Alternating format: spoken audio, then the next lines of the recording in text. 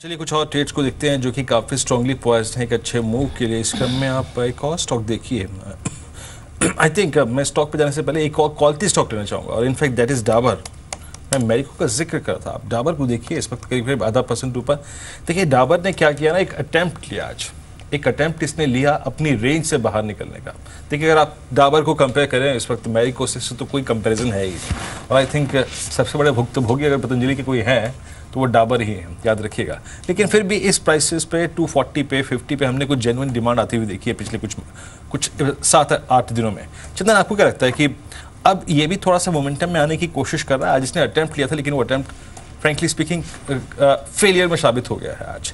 लेकिन आप first move advantage लेने के लिए 248-50 की ट्रिजरी में क्या करना चाहेंगे इसमें?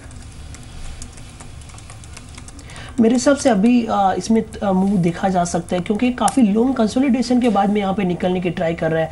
हालांकि अभी ये कहना जल्दी होगी कि इमीडिएट जो कंसोलिडेशन है, ब्रेकआउट है, वो मिल चुका है क्योंकि इन्हीं लेवल पे यानी कि 250, 52, 53 यहाँ पे कम से कम पिछले 3 महीने में 4 से 5 बार स्टॉक आया है और वहाँ पे कंसोलिडेट हुआ है। बट मैं यहाँ पे रेजिस्टेंस से ज़्यादा जो सपोर्ट ऊपर की तरफ जो शिफ्ट हो रहे हैं उसको ज़्यादा तवज्जो दे रहा हूँ।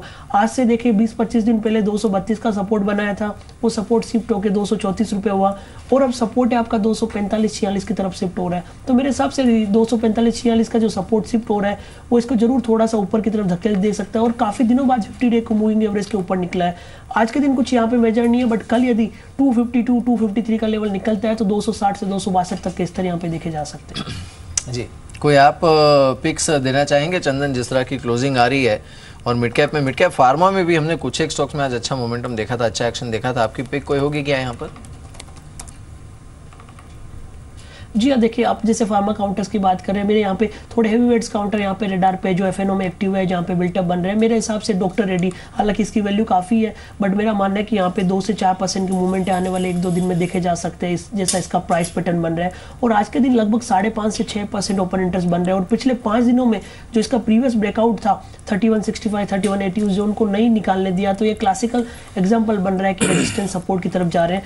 दूसरा काउंटर जैसे जुबलेंट लाइफ साइंस है या फिर डिस्मेन फार्मा है, वो यहाँ पे फार्मा पिक में बेहतर लग रहे हैं। मेरा मानना है कि डिस्मेन फार्मा ऊपर में 400 तक का स्तर दिखा सकता है और जुबलेंट लाइफ 400 तक का स्तर दिखा सकता है। और डिस्मेन की भी बात करें उस काउंटर में भी 380 तक के मूव की गुंजाइश बन सकती है। तो ये तीनों चारों काउंटर जो फार्मा के डिस्कस किए, यहाँ पे अभी भी मोमेंटम बना है, बाजार यदि रेंज बाउंड रहता है फिर भी यहाँ पे बाइंग की रणनीति और अपसाइड जाने के चांसेस है वो ज्यादा है।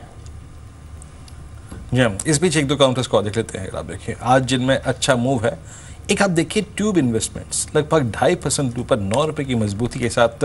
हालांकि चार्टिकली अगर आप देखें कोई क्लियर कट मैंडेट नहीं दे रहा है कि बहुत तेज़ होगा या फिर 425 के जोन को पार कर जाएगा, नहीं कर पाएगा, लेकिन तेज़ है इस वक्त। लेकिन मैंडेट ये नहीं दे रहा है कि ये कल तेज़ी जो है वो कल तक भी कायम रहेगी, नहीं करेगी। मैं स्किप करता हूँ इस स्टॉक को और स्टॉक्स पे आता हूँ। सुप्रीम इंफ्रा 72.25 पे कारोबार कर रहा है, अच्छी तेज़ी यहाँ पर है। सेंटेक रियल्टी अगर आप देखें करीब 235 के स्तर पे 2.25% ऊपर कारोबार कर रहा है और रियल स्टेट बेस की कंपनी है ये। और अगर आप देखें सिंप्लेक्स इंफ्रा, इस पर बात कर चुका हूँ, दोबारा रिपीट नहीं करूँगा इस स्टॉक को।